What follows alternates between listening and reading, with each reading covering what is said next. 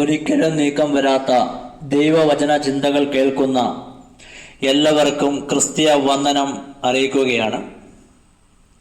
ലൂക്കോസിന്റെ സുവിശേഷം 12-ാം അധ്യായത്തിൽ നിന്നും യേശു കർത്താവിൻ്റെ സന്ദേശങ്ങളാണ് ഞാൻ ഇവിടെ പറയാൻ ആഗ്രഹിക്കുന്നത്.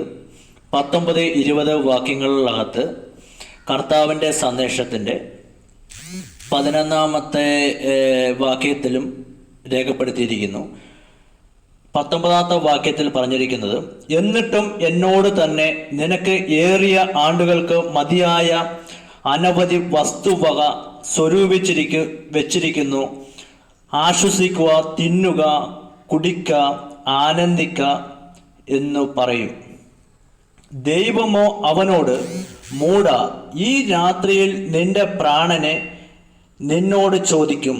പിന്നെ നീ ഒരുക്കി വെച്ചത് ആർക്കാകും എന്നു പറഞ്ഞു.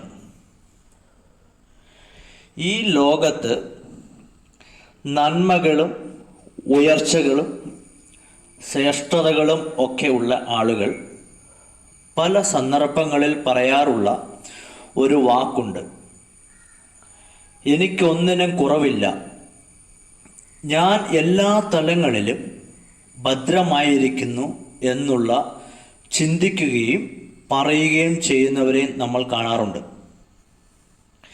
ഈ ഭാഗവും അതുതന്നെയാണ് ഓർമ്മിപ്പിച്ചിട്ടുള്ളത്.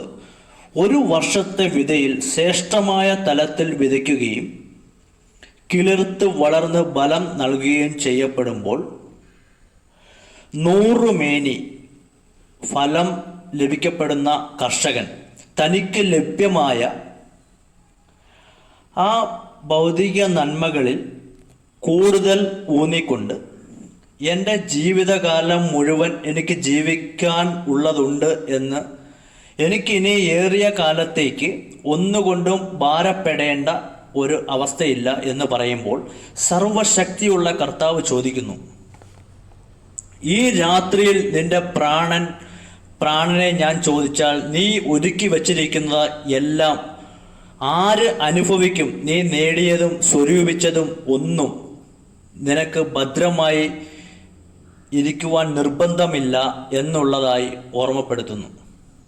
തീമോഥെയോസിന് എഴുതിയ 2-ാം ലേഖനം 4-ന്റെ 10-ാം വാക്യത്തിൽ മേമാസിനെ കുറിച്ച് പറയുകയാണെങ്കിൽ, മേമാസ് ഈ ലോകത്തിനെ സ്നേഹിച്ചു, എന്നെ വിട്ടു തെസ്സലോനിക്കയിലേക്ക് പോയി എന്ന് ഓർമ്മപ്പെടുത്തുന്നു.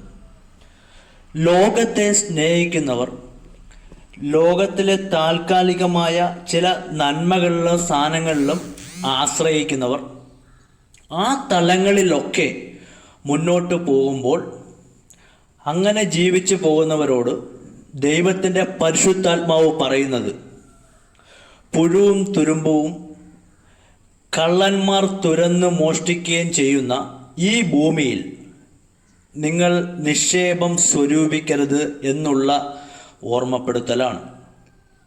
കാരണം നാം നേടിയതും നേടാൻ പോകുന്നതും ഒന്നും എല്ലാ കാലവും നമ്മോട് കൂടെ ഉണ്ടാകുമെന്ന്, അല്ലെങ്കിൽ ദീർഘകാലങ്ങളിൽ അത് നമുക്ക് അനുഭവിക്കുവാൻ കഴിയുമെന്ന് നിർബന്ധമില്ലെന്നും, സകലത്തിൻ്റെയും ദൈവത്തിൻ്റെ കരുണയാണ്, ദൈവത്തിൻ്റെ കരുതലാണ് ആവശ്യമുള്ളതെന്ന് മനസ്സിലാക്കി ഉള്ളതിൽ ഒന്നും പ്രശംസിക്കാതെ തന്ന ദൈവത്തിന് നന്ദി അർപ്പിച്ചുകൊണ്ട് ജീവിതത്തിൽ മുന്നോട്ട് യാത്ര ചെയ്യുന്നവരായി തീരേണ്ടതിന് ദൈവസന്നിധാനത്തെങ്കിൽ നമുക്ക് ദൈവസന്നിധിയിൽ നമുക്ക് ദൈവത്തിൽ സമർപ്പിച്ചുകൊണ്ട് ആ തലത്തിൽ പ്രാർത്ഥിക്കാനും മുന്നേറാനും നിങ്ങൾക്കെല്ലാവർക്കും സർവകൃപാലുവായ ദൈവം കൃപ നൽകട്ടെ. പരിശുദ്ധ കർത്താവെ, ഈ നല്ല സന്ദർഭത്തിനായി ഞങ്ങൾ പ്രാർത്ഥിക്കുന്നു. യേശുവെ, ഞങ്ങൾ ഈ ലോകത്തുള്ള ഒരു നന്മയിലും പ്രശംസിക്കാതെ ഞങ്ങളുടെ ജീവിതകാലം മുഴുവൻ ഭദ്രമായി ഇരിക്കുവാൻ ഞങ്ങൾ ദൈവത്തിൽ സമർപ്പിച്ചു. ഞങ്ങൾക്ക് സകല നന്മകളും തന്ന ദൈവമാണെന്നും ദൈവത്തിൻ്റെ ദാനമാണെന്ന് ഓർത്തുകൊണ്ട് ദൈവത്തിന് മഹത്വം അർപ്പിച്ചുകൊണ്ട് മുന്നോട്ട് പോകുവാൻ ഞങ്ങളെ പ്രാപ്തരാക്കണമേ. ദൈവവചന ചിന്തകൾ കേട്ട എല്ലാവരെയും അനുഗ്രഹിക്കണമേ. യേശു കർത്താവിൻ്റെ നാമത്തിൽ തന്നെ ആമേൻ.